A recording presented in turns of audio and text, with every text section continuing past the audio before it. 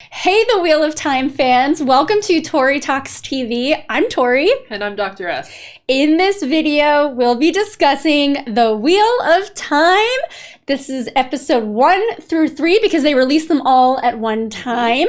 I have to preface this by saying we have not read the books. We know literally nothing.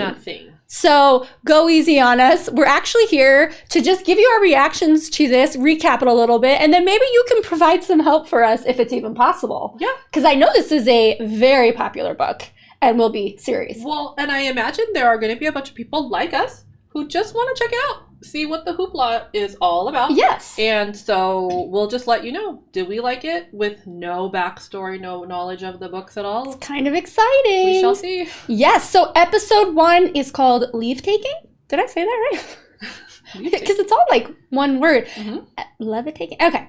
There is this lady in red, and she just, because it just really just threw us into this land. And she says, the power is meant for women and women alone. If he touches it, he'll make it filthy. Because they're chasing 2 guys, but it turns out to be 1 guy. But then it's not him. So then at that point, I'm like, who are we looking for? What is this power? And yay for women. Yes, that yay for women is what I got from that too. Also, I'm confused, but that's okay. That's okay. I figured that's okay. It's a compelling way to start a story. You got me there. Now I want to know what is happening. Yes. Then, speaking of women, they throw a woman into a river after they just braided her hair. Okay. And she says, trust the river. It seems kind of harsh, but she's okay. Yeah. She was fine. And this is Egwene? Egwene. Yes, which is a cute name, and she's super cute. Yeah. And then the next thing I notice is this guy named Tem Althor, who is, Roose Bolton of Game of Thrones. So then I keep calling him Roose, but I know, it's Tam. Yeah. Tam? Anyway, and then we meet this beautiful lady named Moraine Sedai. Yes. She comes to town and is very bossy and powerful, but I like her. I like her too. She's gorgeous. And she has a little sidekick with her, Lan.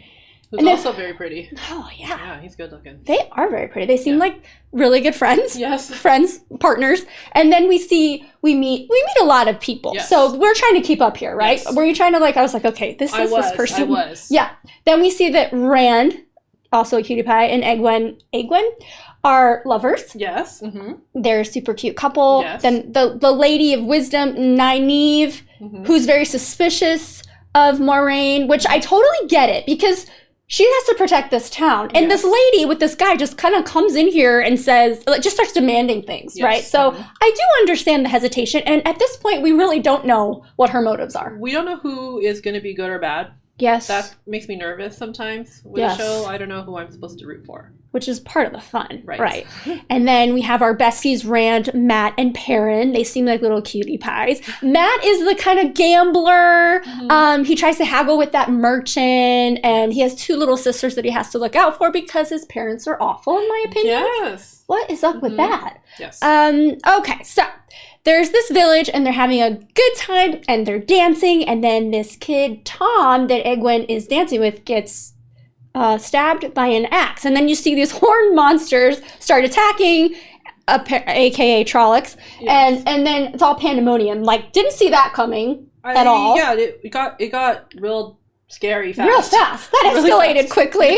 Yes, and that merchant that what Matt was talking to, did you notice that after they start attacking, he just kind of looks like, whatever, and he leaves? He wasn't even fazed by he kind of wasn't surprised. He was like, okay. Stuff is happening. What is that about? Who is this man? I don't know. But Moraine and Lan show up and start taking them out. Lan with his sword, Moraine with her threads, her magic threads. That was cool. That was very cool. I will say that the visual effects are pretty neat. Really cool. Jeez, yeah. Then there's this whole back and forth where Perrin saves his love Layla, and then Layla saves him, and it just goes back and forth, back and forth. Perrin hacks the Trolloc to death and then accidentally kills Layla. That was heartbreaking. Oh my God, was that necessary? It really wasn't, but no. I believe that's going to be, you know how characters are defined by a single moment? I'm pretty sure that's going to affect him the rest of his life. I think you're right. Yeah. Whoops. Oh man, I knew one of them wasn't going to make it out alive. That's just how it goes. Yeah. Moraine herself also gets stabbed, but she's good to just walk it off. and keep going. And she says, light, give me strength. I'm noticing this whole light. Mm-hmm. Yes, exactly. The god of light, maybe. I don't know, or just light.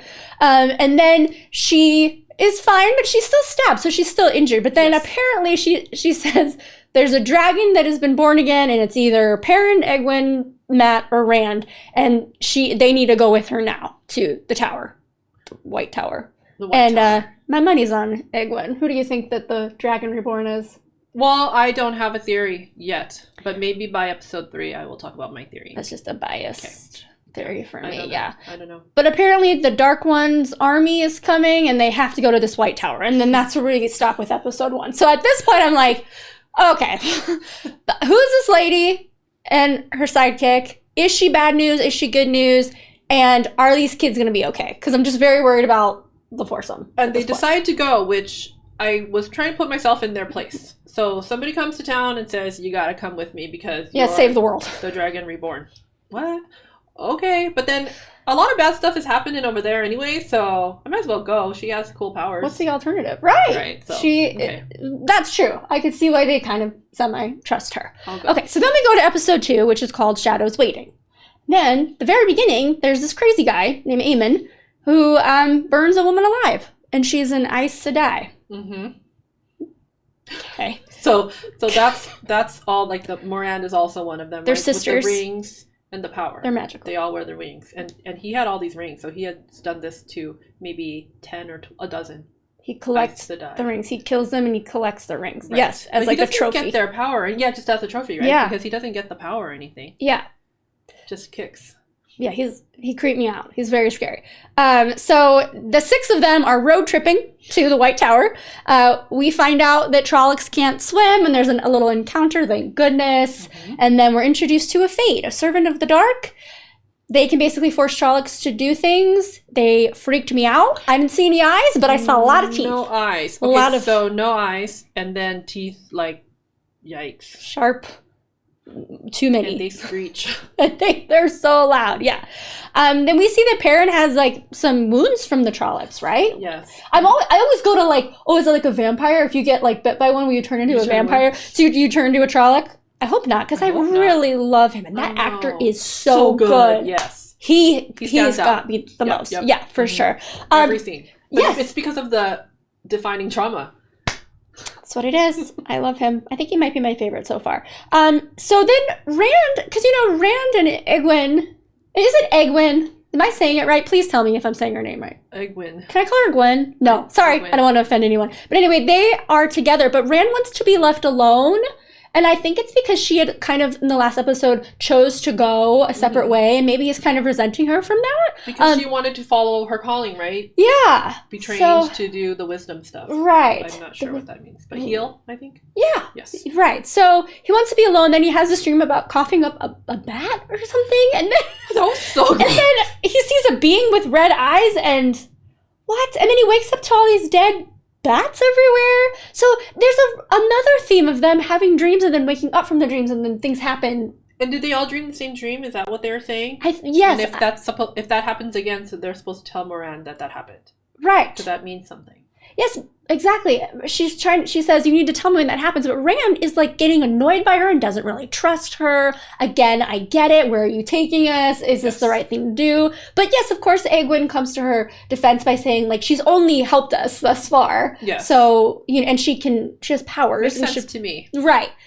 Then they run into this motley crew of white cloaks. And that crazy guy, Aemon, is there. Yes. And he's a questioner. So it makes sense because they don't like the Aes Sedai. Mm-hmm. Aes Sedai. And so because the Aes Sedai can't lie, he has to question them. And then, he would take them out because I did notice that Moraine seemed terrified. Yes. She seemed very uneasy when they encountered them. So then when we find out that she can't lie, she kind of does some like wordplay. She does. I love the wordplay. They're witty. Yes, right? Because Egwene was like, hey, I thought you can't lie. She's like, I didn't. Pay attention to what I'm saying. Mm-hmm. Okay. Then they're going along their way and they start singing a song. And I kind of love the song. It was a very good song, the way it was arranged and everything. And then she explains the meaning, which I kind of got lost. Does anybody want to explain the meaning of that? So it doesn't matter. I loved it regardless. Yeah.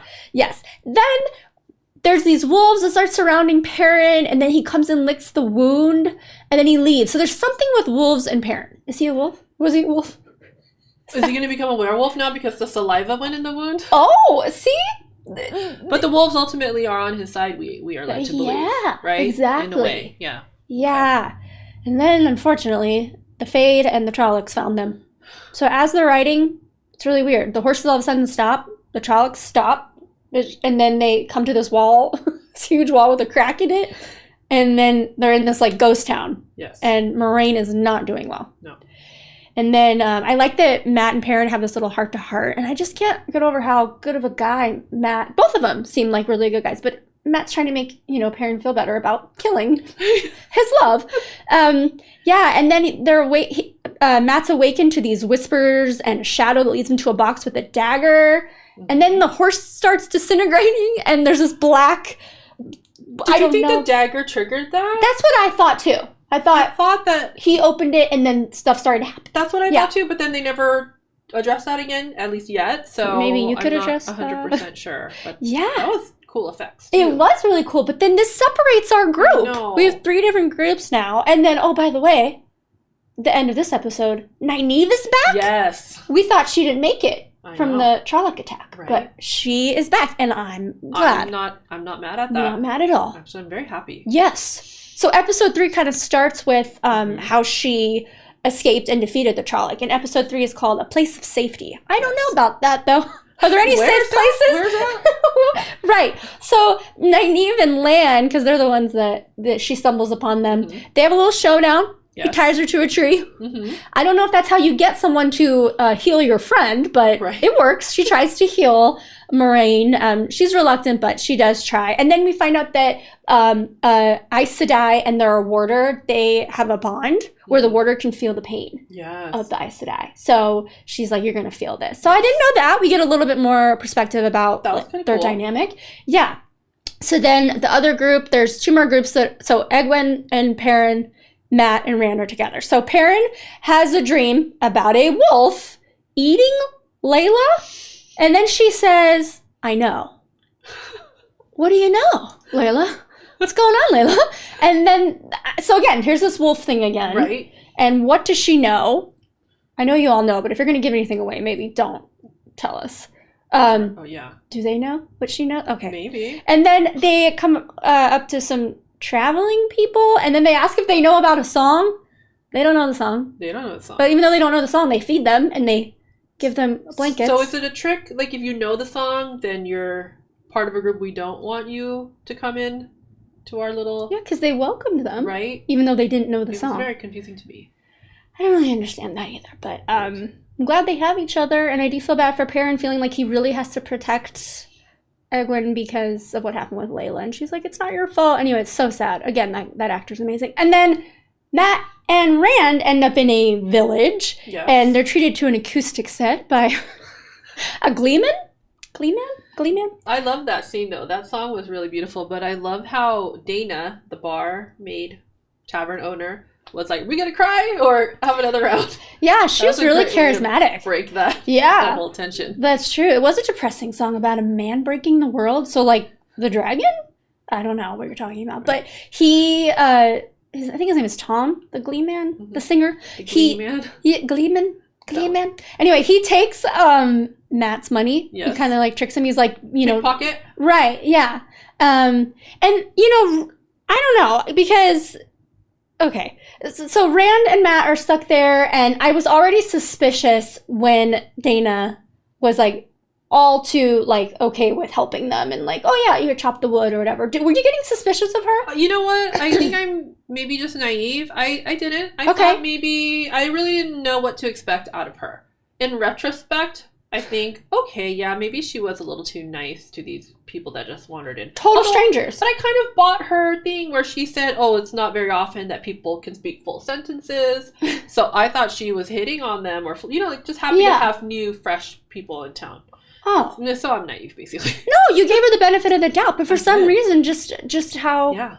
I don't know. She was too eager. Okay, but I do have some thoughts on her whole, because now, of course, we know that she works for the dark side or follows the dark side.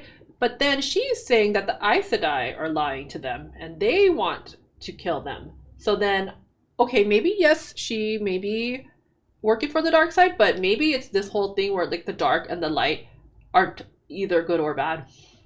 They just each have their own motive. Ooh. It's probably not as clear as good and bad, right? That's true. Right? Yeah, it's a little more nuanced. She was saying the dark wanted to end the suffering. That's right. So, I don't know. But there's different ways to end suffering. Sometimes people think you just kill a bunch of people so that more people will have more. Yeah, for sure. It's from the Avengers. Oh. I'm not really well versed on the Avengers. Gosh, I need to read a book or watch something. Anyway, so yeah, she surprised me, but didn't surprise me. The way it all happened when she tried to kiss him and she said, "What? It's because of my braid," or all that was all a little confusing to me. And then when she kind of traps Rand, and then she's waiting for Matt, and then Rand breaks down the unbreakable door and all that. How it all happened. But then the singer stabs her in the neck and takes her out, and that was rough. Didn't expect that either. I love it when you can trick me. I love it when I'm like, didn't see that coming. But yeah. And so I don't know what's going on because I know that Matt wants to get back to his family, but the singer's like, come with me and, we'll go east. What is going to happen? I don't know. Do we trust the singer? I just don't know. I don't think you can trust anyone, I think is what we've learned from these first 3 episodes. You're right. When the singer guy was saying that the AIEL people, remember the guy who was hanging or whatever, and he said that they're something about like they're distinguished by their hair color, which is orange, but Rand has orange hair. Yeah. Oh, you're right. Right? Does Rand a little bit look like Justin Timberlake in NSYNC, like from the early days? He does. He does. Good catch. Seeing that, and I don't know why. I know people might get mad at me for saying that, but I just kept seeing it. I totally see that. Beautiful man, though. Yeah, he's a cute kid. I think so too. Yeah. I do like that episode 3 ended with the lady in red again, because that's how it started. So that was kind of neat, and they have a captured man, but he says he's the Dragon Reborn. The captured man says that. But I don't know. And then are we sure it has to be one of those 4 though? Because I actually think it could be Nynaeve. Is that how you say it? Nynaeve? Yeah. Oh, yeah. I don't know, because maybe she seems like of the same generation, and she's from the same era. I would love that. That's my theory, because now she's very good theory. My favorite, I think. Yeah. I want to know what her deal is. Yeah. Oh yeah, she's awesome. I love how protective she is. But yeah, so hey, that's the first 3 episodes of The Wheel of Time from people who know nothing about The Wheel of Time. It was pretty fun to follow along and be on the adventure with them. I would love to hear from you viewers, especially you ones that have read the book and know what's going on. Maybe let us know if we got anything right. Let us know what we got wrong. And maybe help guide us a little bit without giving anything away. And if you took the time to watch us talk about nonsense, thank you so much for watching. And then if you could like and subscribe, we'd really appreciate it. Thank you, and we will see you next time for the next episode review of The Wheel of Time. Thanks for watching. Bye.